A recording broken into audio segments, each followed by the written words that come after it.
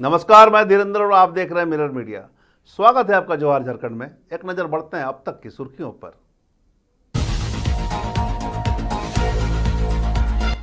जल जमाव से परेशान युवाओं ने खुद संभाला मोर्चा, खुद खोदा नाला।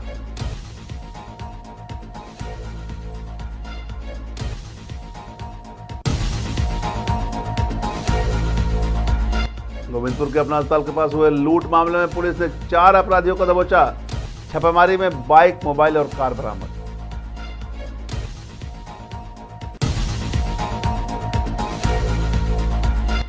हजारीबाग में मेयर और नगर आयुक्त के बीच पावर को लेकर शुरू हुई टकरार। आरोप प्रत्यारोप का सिलसिला जारी।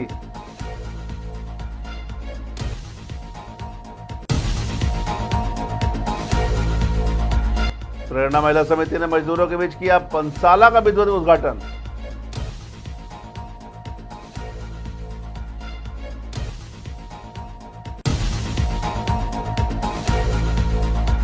और जनगणना को लेकर कार्यक्रम का आयोजन, अधिकारियों एवं कर्मियों को स्वगणना की दी गई जानकारी।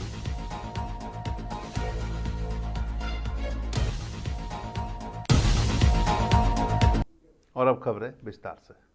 हजारीबाग नगर निगम में इन दिनों महापौर और नगर आयुक्त के बीच टकराव खुलकर सामने आ गया है, जिससे शहर के विकास कार्यों पर सवाल खड़े होने लगे हैं। एक तरफ महापौर अरविंद कुमार राणा जनप्रतिनिधियों के अधिकारों की अनदेखी का आरोप लगा रहे हैं, तो वहीं नगर आयुक्त ओम प्रकाश गुप्ता का कहना है कि निगम में सभी कार्य पूरी तरह नियमों के तहत हो रहा है। बता दें कि मेयर का कहना है कि उन्हें न तो बैठक की सही जानकारी दी जाती है और न ही प्रशासनिक फैसलों में शामिल किया जाता है।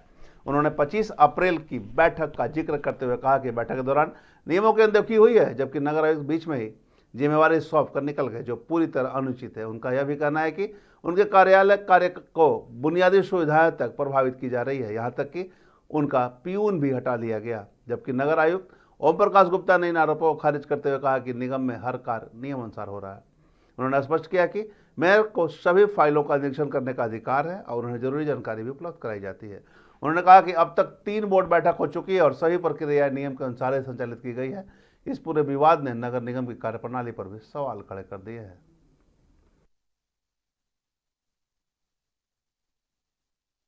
प्रांत के सभी जिलों में जाएंगे, वहां पर जो प्रोटोकॉल है उसके तहत सारी चीजें मिली। अब रांची जाएंगे, रांची में मेयर को 2 पीएस मिले हैं, एक सहायक मिला है।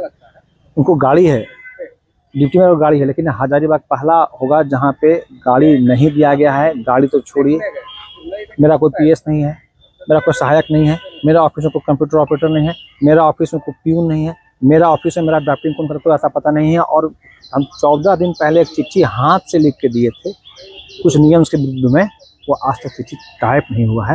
ये तानाशाह हमारे जो कमिश्नर हैं वो तानाशाह हो गए हैं। उन्हें एक्ट का बहुत ज्ञान है। मैंने कई बिंदु पर उनको कहा है कि जो चीज़ें आप एक्ट पे लिखिए, मैं वकील हूँ, मैं भी एडवोकेट हूँ, एक्ट का मुझे भी एक्ट का ज्ञान है, लेकिन ये किसी की बात नहीं मानते हैं। नियम संगत तरीके से जिनका भी कोई जो दायित्व मिला हुआ है, जो जिनकी शक्तियां हैं, जो कार्य है, उसका निष्पादन हो रहा है। जहां तक माननीय महापौर की बात है, बोर्ड का संचालन किया जाना है और बोर्ड का संचालन अच्छे तरीके से हुआ है। तीसरी बोर्ड की बैठक हुई, चौथी बोर्ड की बैठक होने वाली है। पहली बोर्ड की बैठक में शपथ ग्रहण का समारोह हुआ है। चौथी बैठक के बोर्ड के लिए प्रस्ताव भेजा गया है। मेयर साहब जैसे ही टाइम देंगे वो होगा। जो जो प्रस्ताव माननीय महापौर ने रखा है बोर्ड में, उसको शामिल किया गया लिस्ट ऑफ बिजनेस में। जो जो उनसे संबंधित फाइलें हैं उनके पास जा रही हैं और हर एक सेक्शन के लिए कंप्यूटर ऑपरेटर है, सहायक है, नोडल पदाधिकारी है, उनके पर्यवेक्षण के लिए सहायक नगर आयुक्त या उप नगर आयुक्त है, मेरे अंदर पर्यवेक्षण में। तो जो भी सेक्शन से संबंधित कार्य है वो माननीय महापौर दे रहे हैं, तो वो हो रहा है। वो अभाव, किसी तरीके का अभाव नहीं है।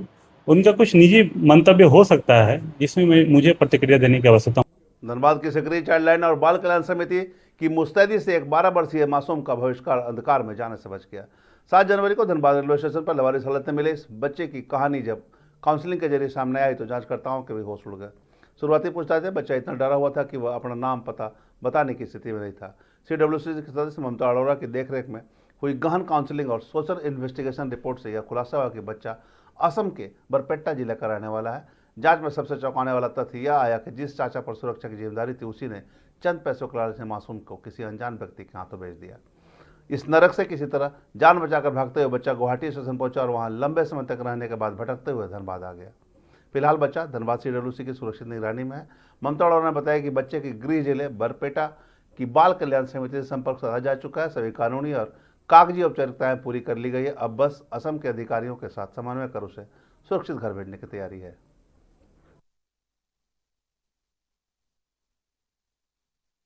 आज कुछ महीने पहले एक बच्चा जो गुवाहाटी का बच्चा है, बारपेटा डिस्ट्रिक्ट का बच्चा है, ये गुवाहाटी आसाम से बिलोंग करता है। ये बच्चा काफ़ी महीने पहले हम लोग इसको रेस्क्यू किए थे और आज जाके उसका हम लोगों को पता चल चुका है कि वो गुवाहाटी आसाम बारपेटा जिला से बिलोंग्स कर रहा है। उसके माता पिता का पता चला, लेकिन ये दुखद है कि उसके माता पिता मृत हैं, अभी अब नहीं है, और एकमात्र चाचा है जिसके द्वारा ये बच्चा बार बार किसी और को दिया जा रहा था, जहां उसका देखरेख नहीं हो रहा था। बच्चा बार बार शायद बेचने का भी इसमें कुछ एक कनेक्शन मिल रहा है चाचा के द्वारा।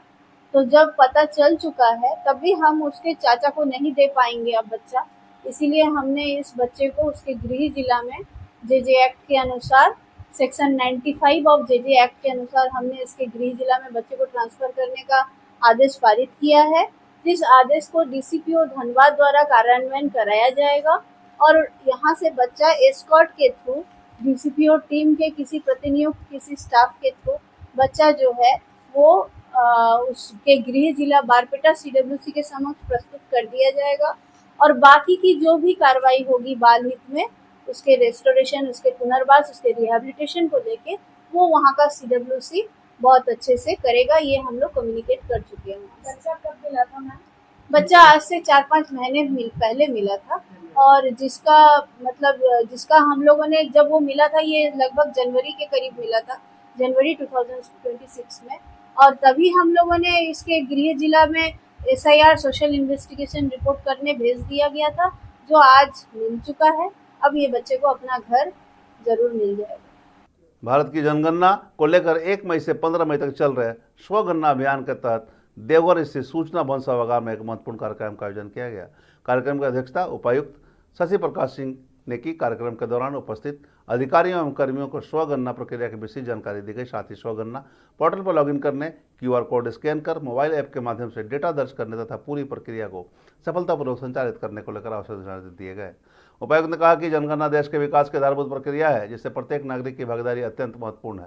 उन्होंने सभी संबंधित विभागों को आपसी समन्वय के साथ कार्य करने तथा आम लोगों को जागरूक करने पर विशेष जोर दिया।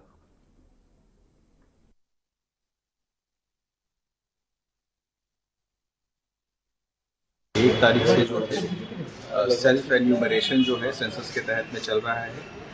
देवघर जिले में गति देने के लिए हम लोगों ने सेंसस प्रेरक्स जो है हम लोगों ने आज एक वर्कशॉप ऑर्गेनाइज किया था, जिसके तहत में हम लोगों ने सेल्फ एन्यूमरेशन की प्रक्रिया और उसकी विभिन्न जो है जानकारी हर एक पहलू पे हम लोगों ने दी है और इनको सेल्फ एन्यूमरेशन फॉर्म भी हम लोग भरवा रहे हैं और सारी जानकारियाँ देने के उपरांत हम लोग एक्सपेक्ट करते हैं कि जो हमारे प्रेरक हैं वो अपने इर्द गिर्द अपने मोहल्ले में और अपने जो जानकार जितने भी लोग हैं सब लोगों को इसके बारे में बताएंगे भी और हमारी ज़्यादा से ज़्यादा संख्या में देवघर ज़िले में जितने भी सक्षम और साक्षर जो लोग हैं, जो IT टेक्नोलॉजी से जुड़े हुए लोग हैं, अपने स्मार्टफोन्स या मोबाइल्स या लैपटॉप्स या तरह तरह के जो यंत्र हैं उनसे हमें अपने सारे हाउसेस की इंफॉर्मेशन सारी।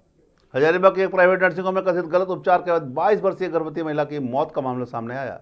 मृतका की पहचान सपना कुमारी के रूप में हुई है, जो 4 महीने की गर्भवती थी। मृतका के परिजनों ने बताया कि शनिवार को पेट दर्द की शिकायत होने पर सपना सदर अस्पताल में इलाज के लिए जा रहे थे। इसी दौरान एक दलाल के बहकावे में आकर उसे शहर के यूनिक नर्सिंग होम ले जाया गया, जहां अल्ट्रासाउंड के बाद उसके एक सुई दी गई। सुई लगने के समय कुछ समय अपने सही रहा। उसके बाद वो गांव इचका बरका खुर्द लौट गई। घर पहुंचने के बाद उसकी तबीयत बिगड़ने लगी। मंगलवार को परिजन उसे दोबारा उसी नर्सिंग होम लेकर पहुंचे, जहां बिना समुचित जांच के अस्पताल पर उन्होंने शरीर में खून की कमी बताकर उसे आरोग्यम अस्पताल रेफर कर दिया। हालांकि अस्पताल पहुंचने के दौरान उसकी मौत हो गई। परिजनों का आरोप है कि जब उन्होंने मौत के कारण जानने की कोशिश की तो अस्पताल प्रबंधन ने उनके साथ अभद्र व्यवहार और गाली गलौज की। घटना से आक्रोशित परिजनों और ग्रामीणों ने न्याय की मांग को लेकर हजारीबाग के मुख्य चौक अम्बेडकर चौक को जाम कर दिया और जिला प्रशासन से कार्रवाई की मांग की।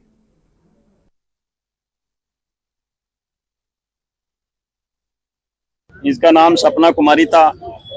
ये 4 महीने की प्रेगनेंसी थी। पेट में हल्का फुल्का दर्द हुई तो इनके परिजन के द्वारा सदर हॉस्पिटल ले जाया जा रहा था।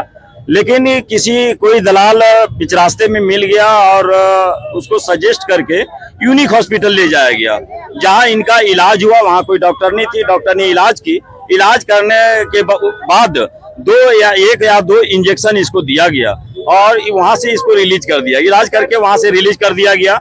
जैसे ही घर जाती है तो पल पल इसका स्थिति खराब होते चला गया और जब खराब होते चला गया तो रात भर किसी तरह से परिजन घर पर रखा।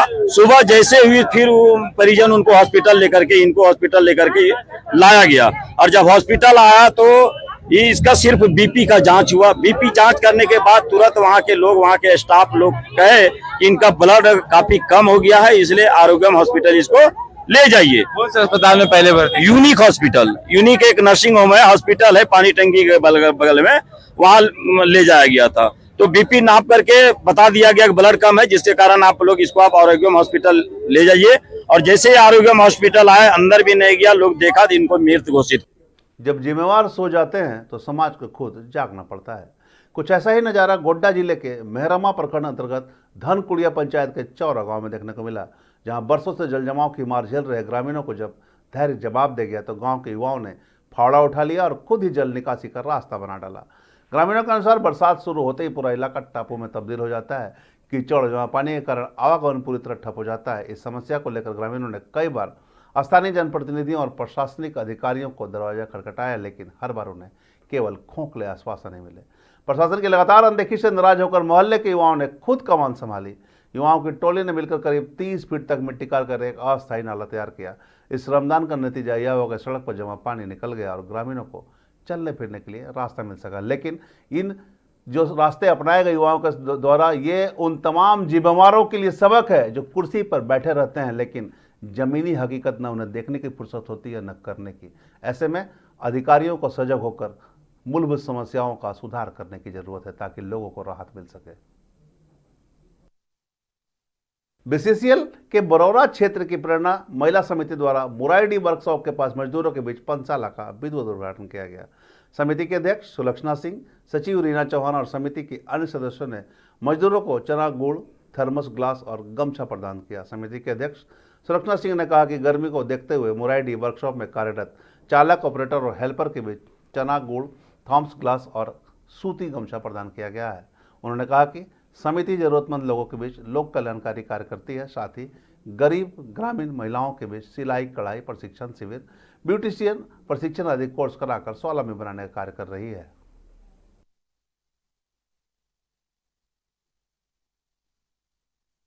यहाँ पे ये पानी का यहाँ पे जरूरत है लोगों को, क्योंकि ये लोग बहुत मेहनत करते हैं और शुद्ध पानी चाहिए लोगों को, इसलिए हम लोग यहाँ पे खुलवाए हैं कि लोगों को कम से कम ठंडा पानी, जो कि और उत्पादन बढ़े यहाँ से। तो प्रेरणा महिला समिति का हर साल 5 साल खुलती है। हर साल खुलती है। हम लोग एक्चुअली हम लोग दीक्षा महिला मंडल के अंतर्गत आते हैं और दीक्षा महिला मंडल हर साल ये पंचशाला खुलवाती है। शिलान्यास तो भाभी जी के हाथ में हुआ है, हाथ से। और ये जो सब गर्मी, कोल इंडिया का गर्मी तो बहुत भयानक गर्मी पड़ती है, तो इसीलिए हम लोग ये जो पशु पक्षी और जो इंसान सबको पानी यहाँ पर रहेगा, हर कोई आके आते जाते वो पानी पी सकता है, यही हम लोग को उद्देश्य है। इस जगह पर करने का क्या कारण है? वही माने माइंस का सब जो लोग बिना माइंस का भी उधर एक गमला रख देंगे जिसमें पशु पक्षी भी पानी पिएगा, ऐसा करके हम लोग को यही उद्देश्य है भाभी जी का, खास करके। धनबाद के गोविंदपुर थाना क्षेत्र में हुए एक लूटकांड का पुलिस ने खुलासा कर दिया है। पुलिस ने त्वरित कार्रवाई करते हुए इस मामले में 4 अपराधियों को गिरफ्तार किया है। उनके पास से लूटा गया सामान भी बरामद किया गया है।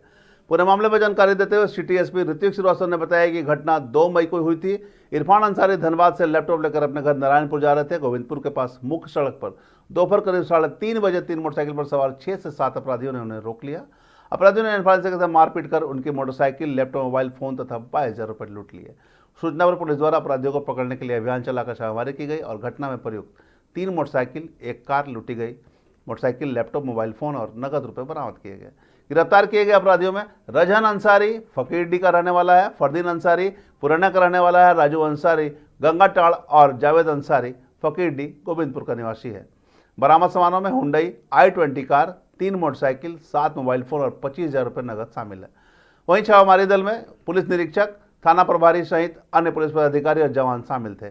पुलिस की इस कार्रवाई से क्षेत्र में अपराधियों के बीच हड़कंप है, वहीं आम लोगों में सुरक्षा का विश्वास बढ़ा है।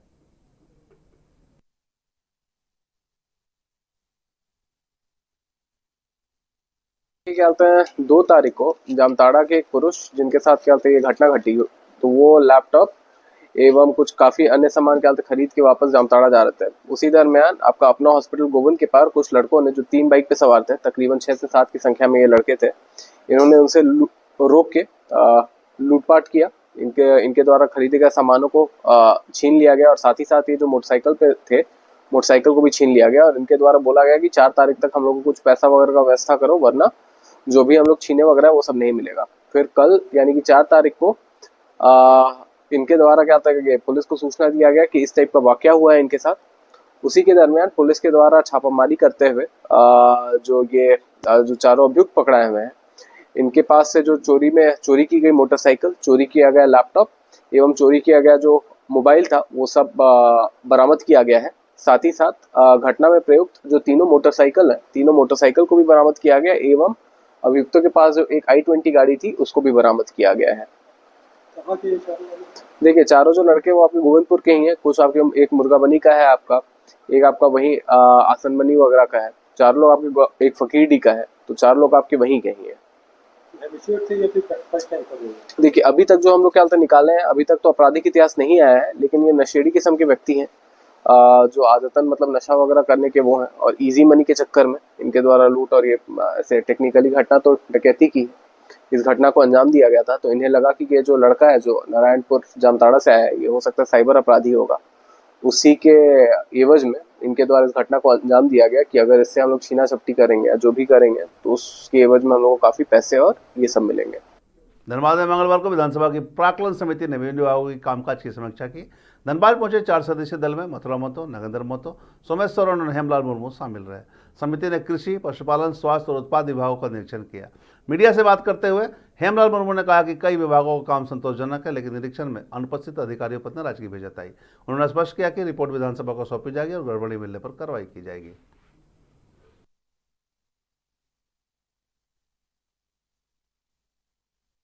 देखिए, ये प्राक्कलन समिति है और प्राक्कलन समिति का जिला में दौरा हो रहा है। कौन कौन सी योजनाएं चल रही हैं, किस किस मद से उन्हें पैसा मिल रहा है और उस योजना का प्रोग्रेस क्या है, योजना में अगर डिले हो रहा है तो उसका कारण क्या है, इन्हीं तमाम सवालों के बारे में हम लोगों ने समीक्षा की। राजधानी रांची में स्कूली बच्चों की सुरक्षा को लेकर बड़ा एक्शन लिया गया है। जगन्नाथपुर थाना क्षेत्र के पास जिला परिवहन पदाधिकारी की टीम ने विशेष जांच अभियान चलाया। गुप्त सूचना के आधार पर शुरू हुई कार्रवाई में कई स्कूल बसों और वैन से ओवरलोडिंग में अनियमितता पाई गई, जो बच्चों की सुरक्षा के लिए बड़ा खतरा है। जांच के दौरान 100 से ज्यादा निजी वाहनों से चालान काटा गया और बस संचालक और बस मालिकों को कड़ी चेतावनी दी गई। अधिकारियों ने साफ कहा कि नियमों से खिलवाड़ बर्दाश्त नहीं किया जाएगा और आगे भी ऐसे अभियान लगातार जारी रहेंगे। स्कूल वैन और बसों की जांच कर रहे थे, उसमें देख रहे थे कि बच्चों की सुरक्षा के मानकों का कितना पालन किया जा रहा है और जो भी वैन संचालक या बसों में इस तरह की अनियमितता पाई गई तो उसको हम लोगों ने आज फाइन किया है और भविष्य में अगर इसमें सुधार नहीं होगा तो जब्त करने की कार्रवाई करेंगे। कितनी गाड़ियों को फाइन लगाया गया? आज करीब 100 से ऊपर गाड़ियों को फाइन किया है हम लोगों ने। कौन कौन गाड़ी है? मुख्य रूप से इसमें वैन है और टाटा मैजिक और कुछ बसेस हैं। कौन कौन स्कूल? आज हम लोग ऑक्सफोर्ड स्कूल, उसके बाद ऋषभ बॉयज, JVM श्यामली, केरला स्कूल, ब्रिजफोर्ड और सेंट थॉमस के वाहनों की जांच करेंगे। कई स्कूल बसों में देखा जाता है ओवरलोडिंग, बच्चों को लोगों को ले जाते हुए, उस स्कूलों बसों में क्या कार्रवाई की जाएगी? आज हम लोगों ने जितनी बसें जांच की उसमें ओवरलोडिंग नहीं पाई गई। जो वैन था उसमें ओवरलोड जरूर पाएगी, जो जिसको लेकर ओवरलोडिंग का फाइन काटे हैं। और जो आज झारखंड में अब तक बस इतना ही। देश और दुनिया के तमाम खबरों के लिए बने रहे मेरठ मीडिया के साथ।